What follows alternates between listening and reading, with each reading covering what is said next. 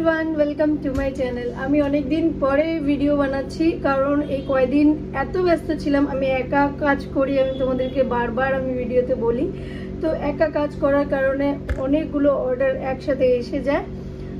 শর্টে আমার যারা হিন্দি চ্যানেলে আছো তারা দেখতেই পাবে কি একটু ভালোই মোটামুটি কাজ করেছি। আর যারা বাংলা চ্যানেলে আছো তাদেরকে আমি বলে দিই কি অনেকটাই বিজি ছিলাম। কিছু অর্ডার ছিল, অর্ডার কিছু না, ধারাদার রোজ অর্ডার ছিল, বেশ বড় বড় অর্ডার ছিল। আর তার সাথে ছিল মাদার্স ডে, ঠিক আছে। তো এই মাদার্স ডে কারণে এরকম ভাবে কেক বানাতে হয়, ক্যামেরাটা পর্যন্ত লাগানো বা দেখার কোনো চান্স থাকে না। কারণ কাস্টমার আসে, অনলাইন পেমেন্ট করে, তো মোবাইলে চেক করতে হয়, করতে হয়।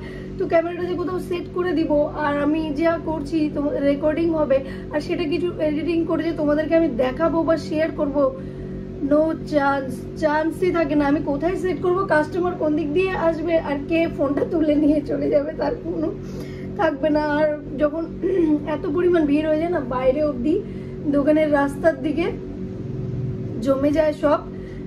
কারণ এখন নতুন করে ডেকোরেট করার পরে না, সবটাকে রেনোভেশন করার পর, যাই হোক কি বলে আমি জানি না অত ভালো ইংলিশ। তো দোকানে রেনোভেশন করার পর হচ্ছে জায়গা অনেকটা শর্ট পড়ে যায়। তো একদল না বেরোলে নেক্সট কাস্টমার আসতে পারে না। তো এই কারণে আমি ভিডিও বানাতে পারিনি, এতটা ভিড়। কারণ ওদেরকে ছাড়লে তবে ওরা আসবে, ওরা আসার সুযোগ পাবে, একটু কেক চুজ করার টাইম পাবে। লাস্টের দিকে তো এমন হয় কি কেক চুজ করা তো দূরের কথা, কেক পেলেই হলো এরকম ভিড় হয়ে যায়। গত বছরও সেম কেস হয়েছে আমার সাথে, কেক শর্ট পড়ে গেছে, আমি দিতে পারিনি, বানাচ্ছি আর বুক তো এবারও সেম হলো। কিন্তু গত বছর একটু কম ঘুরেছিল, আর এই বছর প্রচুর পরিমাণে লোক ঘুরে গেছে, বাচ্চারা তার বাবার সাথে। আর আমি বুঝতে পারলাম না, 8:30 বাজে কেক শেষ, ঠিক আছে। আর আমি তখন ভাবছিলাম যে আমি 11টার প্ল্যান করে আসছি, যে অ্যাটলিস্ট 11টা অব্দি আমি সার্ভিস দিব, যাতে সব জায়গা যখন ক্লোজ হয়ে যাবে পাবে না, অ্যাটলিস্ট যাতে আমার এই ঠিকানাটা এসে তারা কেক পায়। বাট অসম্ভব, 8:30 বাজতে কেক সমস্ত শেষ। আমি যে বানিয়েও আরো দিব তারও কোনো চান্স নেই। আর এমনকি আমি যে বাড়ি গিয়ে কেক বানিয়ে এনে ফটাফট যে আবার বানাবো, তারও যতক্ষণ আমার বাড়িতে গিয়ে বানাতে টাইম লাগবে, তারপরে যখন কেক আনবো হয়তো তখন লোক শেষ, আর সবটাকে ক্লোজ করে যেতে হতো। আর সেদিন ভিড় ভাড়া চক্করে আমার সাথে একটা চিটিংও হয়ে যায়। আমার সাথে একটা চিটিংও হয়, তো সেটাও বলি তোমাদের কি হয়। আজকে আমি অন্য একটা টপিকের কথা বলতে এসেছিলাম, যাই হোক চলো আগে এটা বলে নি। তো চিটিংও হয়ে যায়, একদল ছেলে আসে, 5-6 জন ছেলে আসে আমার সাথে, এরকম লেটেস্ট স্টোরি হয়। আর একটা যেটা আমার লাইফের সব থেকে ওয়ার্স্ট, আমার আরেকটা ঘটনা যেটা আমার লাইফের সব থেকে বিগ একটা অ্যাক্সিডেন্ট বলতে পারো। তো ওটা আমি কোনোদিন শেয়ার করব। খুবই বাজে হয়েছিল জিনিসটা, খুবই বাজে, আমি এরকম ভাবতে পারিনি আমার সাথে হবে। যাই হোক, তো 4-5 জন ছেলে ঢুকে দেখে যে এত ভিড়, আর জানি না আমার মুখে কি লেখা আছে, বোকা নাকি আমি। তো ওরা কি করলো, 2-3 জন গল্প, আর কেকের প্রাইস কমাও না দিদি, কমাও না প্লিজ, 10 টাকা কমাও প্লিজ, 20 টাকা কমাও, এরকম করলো। জাস্ট ওরা হিন্দি দিয়ে বলছিল, আমি তোমাদেরকে বাংলা দিয়ে বললাম। আর একজন স্ক্যানার নিল, দিদি এত করবো তো, একটু কমাও না, ঠিক আছে চলো এতই করি। এইসব ড্রামাবাজি করে পেমেন্ট করছিল না। আমি বলছি এতটা টাইম হয়ে গেছে, পেমেন্ট হচ্ছে না। ওদের 4টা-5টা কেক তোলার প্ল্যান ছিল, সেখানে হঠাৎ করে একজন এসে বললো যে ছাড় দে ভাই, 2টা নিয়ে নে চল, বা একটা নিয়ে নে খালি। তো এরকম বলাতে ওরা 2টা কেক নিল, একটা হোয়াইট ফরেস্ট, একটা ব্ল্যাক ফরেস্ট। তো আমার খুব ভালো করে মনে আছে। তারপরে কি করলো, 650 টাকা হয়, ওরা আমাকে দেখালো। ঠিক আছে ভাই, থ্যাংক ইউ সো মাচ, তুমি এটাই আমাকে পেমেন্ট করো, আজকে দিও না। আমি সকাল থেকে না খেয়ে দিয়ে অনেক কষ্ট করে আমি কেক বানাচ্ছি আজকে, যাতে সবাই কেক পায়। লাস্টের দিকে অনেকজন ঘুরে যাবে যারা কেক পাবে না। তো তুমি নেক্সট টাইম আসো, আমি তোমাকে প্রমিস করছি আমি ডিসকাউন্ট করে দিব। এত রিকোয়েস্ট করার পরেও ওই শয়তানগুলো যে আমাকে চিট করবে আমি ভাবতে পারিনি। ওরা এডিটিং করে যাচ্ছে, যে মানে স্ক্যানারের ছবি নিচ্ছে, এ করছে, এডিটিং করে যাচ্ছে, আর অন্যরা আমার সাথে গল্প করে যাচ্ছে কেকের ব্যাপারে, কমানোর ব্যাপারে, এইটা কত আছে, ওইটা কত আছে, এইসব করে যাচ্ছে। আর আমার টাইম নেই কি গল্প করি, কারণ বাইরে আরো লোক দাঁড়িয়ে আছে। এদিকে আমি কেক বানাচ্ছি, তখন অব্দি আমি কেক বানিয়ে যাচ্ছি। আর এরা কি করলো, আমাকে ফেক এডিটিং করে টিক মার্ক করা, সমস্ত কিছু করা, যে পেমেন্ট করে দিয়েছি ওটা আমাকে দেখালো। আমি থ্যাংক ইউ বললাম, ওরা কেকটা নিয়ে চলে গেল। চলে যাওয়ার পরে আমার মাথাতে কি হলো, চল ভাই দেখি অ্যাকাউন্টে টোটাল কত হলো। দেখি 0 পেমেন্ট, কোনো পেমেন্ট আসেনি। তারপরে আমি বুঝতেই পারলাম। তারপর বাড়িতে গিয়ে যখন বললাম ভাইকে যে এরকম এরকম ব্যাপার, ভাই বললে এরকম ফেক হয়, তুই কি জানিস না? তারপরে আমি বাবাকে একটু ফোন করি, কান্নাকাটি করি। তো বাবা এসে সেদিন একটু বসে, আর আমি কেক বানিয়ে দিই। তো এই ছিল আমার সেই দিনের মাদার্স ডে একটা খুবই মানে বাজে একটা ঘটনা। তো অনেক কিছু হয়, প্রচণ্ড বিজি থাকি, তারপরেও কন্টিনিউ অর্ডার, সেগুলো বানাতে আমার আর টাইম থাকে না। আর মেইন কি হয়, যে ডিজাইনটা আমি মানে যে কেকটা আমি আমার উপর ছেড়ে দেয় কাস্টমার, আমি বানাই, সেটা রেকর্ডিং করতে পারি।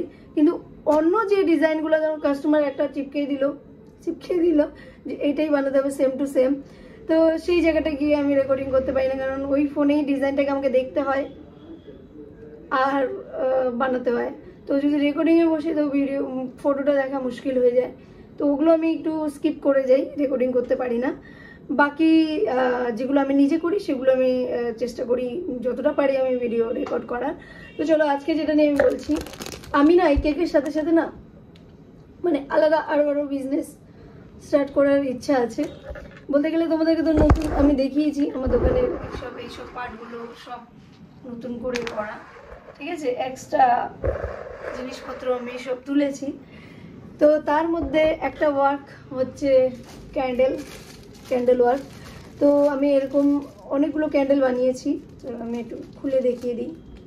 কারণ দেখো এই যে কেকগুলো বানিয়েছি, বানানোটাই আমি বিজি থাকি, বাট মোস্টলি কি হয়, যদি অর্ডার থাকে তো ধারাদার অর্ডার থাকে, আর যেদিন বসে থাকবে না সেদিন বসেই থাকবে। তো এই জিনিসগুলো হয়। তো এই দেখো আমি কিউট ক্যান্ডেল বানানোর শিখছি বা বানাচ্ছি, ট্রাই করে যাচ্ছি। আর এগুলো আমি শপে মানে শো করছি, যাতে কারো পছন্দ হলে, যারা ক্যান্ডেল লাভার, ভীষণ ভালো গন্ধ, সেন্টেড ক্যান্ডেল। তো এই ক্যান্ডেলগুলো বানাচ্ছি, আরও আছে 2-3টে, তো আরও বানাবো আমি।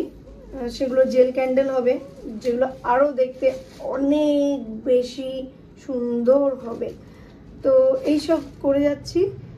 তার সাথে আমি, কারণ আমাকে না বসে থাকতে একদম ভালো লাগে না, মানে বোর হয়ে যায়। এতক্ষণ থেকে আমি বসেও ছিলাম, তারপর আমি আর পাচ্ছিলাম না, ভাবি যে একটু রেস্ট করি, কিন্তু হচ্ছে না।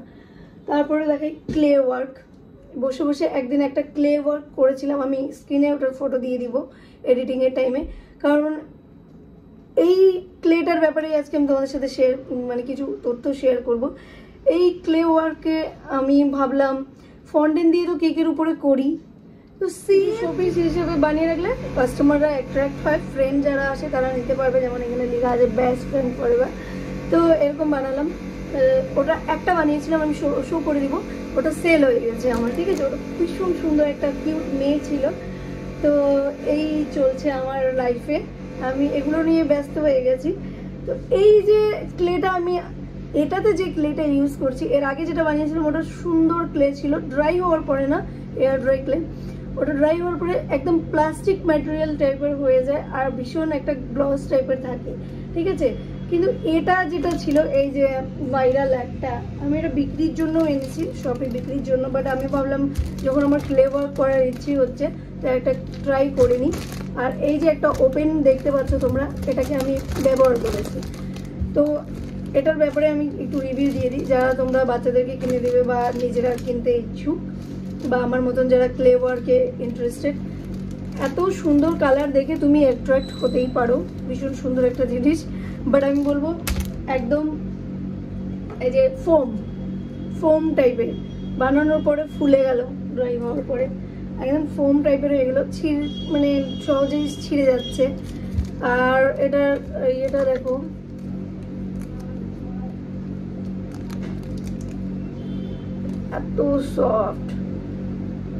এত সফট ভিজা ভিজা একটা ভাব।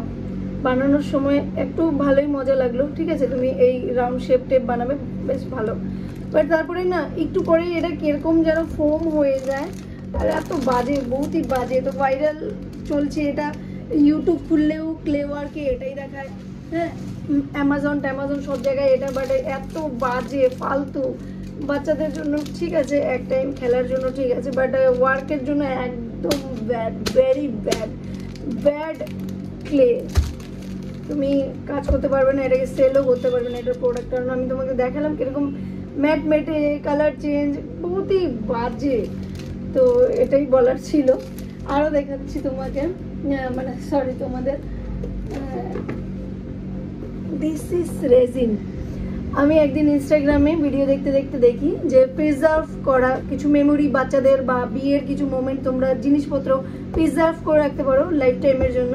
তো আমি না ভীষণ অ্যাট্রাক্ট হয়ে গেলাম যে বাহ, কি সুন্দর একটা জিনিস। আর ডেকোরেশন দেখে আমি এত অ্যাট্রাক্ট হয়ে গেলাম, আমার এত ভালো লাগলো ওই ওয়ার্কটা। তাই আমি বললাম কেন আমি ট্রাই করি, যখন ফ্রি বসে থাকবো। তারপরে দেখতে এটার অনেক কিছু দেখলাম যে এটা একটা কেমিক্যাল, এই হয় ওই হয়। তারপরে কিনবো কি কিনবো না, বিশ্বাস করবে না, 3 বার কিনতে গিয়ে আমি 2 বার রিটার্ন চলে এসেছি, আর 3 বারই রিটার্ন চলে আসি। 4 নম্বর বার গিয়ে মনকে কন্ট্রোল না করতে পারে আমি বললাম যে আমাকে এটা ভীষণভাবে অ্যাট্রাক্ট করে যাচ্ছে, আমার মানসিক শান্তিটার জন্য আমার এটা খুব প্রয়োজন। তো আমি কিছু রেজিন ওয়ার্কও করবো, রেজিনের ওয়াচ বানাবো, যেটা আমি দোকান থেকে সেল করতে পারবো। কিছু প্রিজারভেটিংয়ের কিছু আইডিয়া আমি ইনস্টাগ্রাম বলো, ফেসবুক বলো, এগুলোতে অ্যাড করে, হোয়াটসঅ্যাপে অ্যাড করে একটু অর্ডার কালেক্ট করার চেষ্টা করব। ভীষণ ভালো আমার লাগলো, তো আমি এই রেজিন ওয়ার্কও করবো। আর একটা জিনিস দেখাচ্ছি তোমাদেরকে, আমার শপের একটা নমুনা কিনে এনেছি, তোমাদেরকে শেয়ার করি। এটারও ব্যাপারে আমি রিভিউ বলতে পারবো না, ঠিক আছে। এই নমুনাটা হচ্ছে একটা ক্যামেরা। ওই ছেলেগুলো আমাকে চিট করে যাওয়ার পর থেকে, মাদার্স ডে চিট করে যাওয়ার পরে আমি এই নমুনাটাকে তুলে আনি। 3000 টাকা প্লাস এসডি কার্ডে আমার লেগে গেছে 1000 রুপিস। তো 4000 টাকার একটা রোবট, একটা ক্যামেরা, যেটা কি করে বেসিক্যালি তো ফেস ডিটেক্টিং ঠিকই করে, অলমোস্ট মুন্ডুটাকে না ওর কি করে ওই কোনার দিকটাতে ঘুরিয়ে রেখে দেয়। কারণ দরজাটা এদিকে, তো এদিক থেকে লোকগুলোকে দেখতে পায় ক্লিয়ার, ঠিক আছে। তো এই মুন্ডুটাকে এদিকে ঘুরিয়ে রাখে, আর এদিক দিয়ে কাস্টমার এসে কেক নিয়ে চলে যায়। আর ওই ক্যামেরাওয়ালার কোনো আদা বাদা থাকে নাকি রেকর্ড করতে হবে বা কিছু। তো এটাও একটা খুব বাজে একটা ক্যামেরা। তো এটাকে আমি ভাবছি যে ফিট করে দিব দেওয়ালের কোনো জায়গায়, যাতে একভাবে স্টিল এক জায়গায় থাকে, বা একটু মুভ করুক এদিক ওদিক। বাট আমার শপের এই জায়গাটা যেন কভার হয়ে যায়, হ্যাঁ। তো এই জায়গাটা যেন কভার হয়ে যায়, এতটুকুন আমি চেষ্টা করব, যাতে চিট করুক বা কেউ আসুক, বা ফিউচার আমি একটা স্টাফ খুঁজে যাচ্ছি, কন্টিনিউ একটা স্টাফ খুঁজে যাচ্ছি, কিছুতেই পাচ্ছি না। তো এই স্টাফ যদি পাওয়া যায় তাহলে তার উপর মানে নজর রাখি, মানে তাকে হেল্প করতে, যেমন এই ক্যামেরাটা দিয়ে কথা বলা যায়, বাড়িতে বসে আমি যদি কিছু কথা বলি তো আমার স্টাফ শুনতে পাবে। তো এই জন্য বেসিক্যালি আমি নিয়েছি, কারণ যখন কেউ আসবে কাজ করতে তো ও পারবে না কি বলতে হবে কি না বলতে হবে, কাস্টমারদের সাথে কীভাবে ডিল করতে হবে, তো ওখান থেকে আমি গাইড করে দিতে পারবো। তো এই জন্য মেন নেওয়া। তো এটাই ছিল আজকের ভাষণ। তো অনেক কিছুর ব্যাপারে আমি বলে দিলাম, ক্লে ওয়ার্ক করবো, ক্যান্ডেল ওয়ার্ক করবো, রেজিন ওয়ার্ক করবো, আর সাথে আর কি ছিল, আজকে ছিল এই যে কাপগুলো কিনে এনেছি, এর উপরেও আমি ক্লে ওয়ার্ক করবো। তো কাস্টমাইজ কাপ হয়ে যাবে, দেখাবো আমি সমস্ত কিছু। হাতে খুব চুলকানি হচ্ছে যে এটা করি ওটা করি। তো যাই হোক, এইসব আমার করার প্ল্যান আছে, এক্সট্রা আর্নিং সোর্স বাড়বে। আর একটা স্টাফ নিডেড, খুবই মানে স্টাফ খুঁজে যাচ্ছি, পাচ্ছি না, পেয়ে গেলে খুব হেল্প হয়ে যায়। তো আমি এক্সট্রা কাজ একটু বেকিংয়ের ক্লাস বাগেরার জন্য সবাই বলে যাচ্ছে, তো ক্লাসগুলো করানোর মানে থিঙ্কিং চলছে, মানে প্ল্যানিং চলছে। তো যারা শিলিগুড়িতে আছো, বেকিংয়ের ক্লাস করতে চাও, তো কন্ট্যাক্ট করে নিতে পারো আমার সাথে। ফেসবুকে চলে যাবে, লক্ষ্মী শাহ বলে সার্চ মারলে পেয়ে যাবে। ইনস্টাগ্রামে চলে যাবে @লক্ষ্মী শাহ 369 চলে আসবো। তো ওখানে গিয়ে আমার কন্ট্যাক্ট নাম্বার বগেরা আছে, তোমরা কন্ট্যাক্ট করে চলে আসতে পারো। তো আজকের মতন এতটুকুনি। আর কিছু জিজ্ঞাসা থাকলে প্লিজ কমেন্ট করবে, আর চ্যানেলকে সাবস্ক্রাইব করতে একদম ভুলবে না। আমি না মাঝে মধ্যে ভিডিও এজন্য ঢালতে ইচ্ছে করে না, তোর কোনো রেসপন্স তো আসেই না, কি ঢেলে যাবো। এই জন্য আমার একটু মাঝে মাঝে লেজি হয়ে যায়। তো প্লিজ সাবস্ক্রাইব করে দিও, ভিডিওকে শেয়ার করে দিও, আর জানার কিছু থাকলে কমেন্ট করে দিও। Tata, bye bye.